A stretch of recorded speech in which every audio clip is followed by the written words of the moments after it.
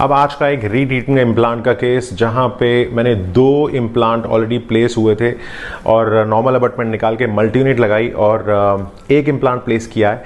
अब उन तीनों इम्प्लांट को स्प्लिट कर दिया मल्टी यूनिट लगा के, तो मतलब हमने इम्प्लांट को इंटरनल हेक्स की जगह एक्सटर्नल हेक्स कर दिया, टिश्यू लेवल हो गया है और आसान हो जाता है प्रोसेसेस वाइज जब आप फैब्रिकेट करते हैं।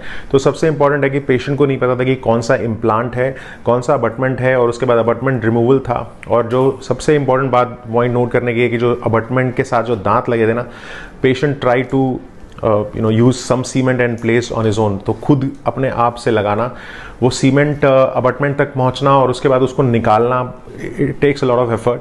तो कोशिश कीजिए कि मैंने जैसे बोला, आपको पता होना चाहिए कौन सा इम्प्लांट है, कौन सा अबटमेंट है, और अगर लगता है कि किसी कारणवश वो अबटमेंट निकल आता है तो अपने आप से कभी भी ट्राई नहीं करना है सीमेंट से लगाने के लिए, बिकॉज जो सीमेंट है वो स्क्रू को हटा सकता है। और उसके बाद अबटमेंट रिट्रीवल किट होती है जिसमें हम निकालते हैं उसको अल्ट्रासोनिक से माइक्रोस्कोपिकली।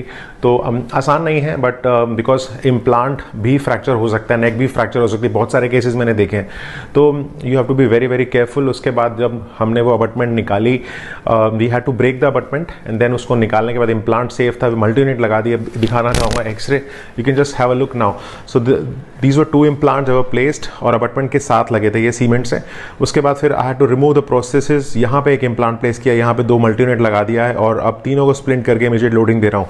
तो की पॉइंट्स क्या रहेंगे कि कोई भी प्रोसेस अगर वो निकलता है तो डेंटिस्ट के पास ही जाके लगवाइएगा, खुद से ट्राई नहीं करना है। अगर सीमेंट रेजिड्यू रह जाता है तो पेरी इम्प्लांटाइटिस कर सकते हैं। आपका स्क्रू भी फ्रैक्चर हो सकता है, स्क्रू फ्री हो सकता है जिसके कारणवश वो नहीं निकलेगा। तो बहुत इंपॉर्टेंट रखना है, स्क्रू रिटेन है या सीमेंट रिटेन है, कौन सा अबटमेंट है, कौन सा इम्प्लांट है, आपको ध्यान में रखना है। ऐसे केसेस, रीट्रीटमेंट के केसेस बहुत टच एंड गो होते हैं। अगर वो कहीं ना कहीं अगर वो इम्प्लांट तक पहुंच जाता है तो वो फ्रैक्चर होने के चांसेस बढ़ जाते हैं।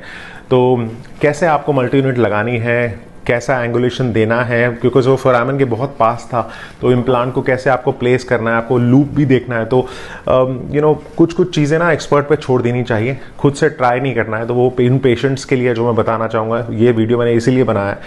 तो सर्जरी कभी कभी आसान हो जाती है, बट हाँ, अगर वो नहीं निकलती है तो आपका इम्प्लांट भी ब्रेक हो सकता है। तो कई बार हमें उसको इम्प्लांट को भी निकालना पड़ता है। और आप सोचिए, जो इम्प्लांट हड्डी के अंदर जड़ा हुआ है उसको निकालने के लिए बहुत एफर्ट चाहिए और बहुत ट्रॉमा हो सकता है। तो इसीलिए ये वीडियो सिर्फ और सिर्फ यही बनाया मैंने कि सीमेंट रिटेन है या स्क्रू रिटेन इम्प्लांट कौन सा है, अबटमेंट कौन सा है, प्रोस्थेटिक पार्ट कौन से हैं, आपके पास सारा डाटा खुद होना चाहिए। Thank you.